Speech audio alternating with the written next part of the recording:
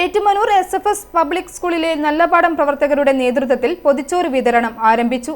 പാതേയം ബുധനാഴ്ചകളിലെ സ്നേഹപ്പൊതി എന്ന പേരിൽ ആരംഭിച്ചിരിക്കുന്ന പദ്ധതി Ettumanoor municipality chairperson lovely George ഉദ്ഘാടനം ചെയ്തു.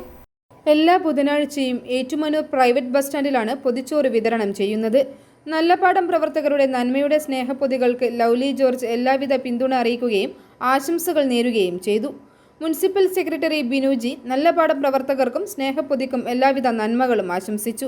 School principal reverend doctor Roy PK സ്നേഹപ്പൊതി വഴി കുട്ടികൾക്ക് പങ്കിടലിന്റെ സന്തോഷം അനുഭവിക്കാനും സഹജീവികളോട് കരുതലോടെ പെരുമാറാനും സാധിക്കട്ടെ എന്ന് ആശംസിച്ചു.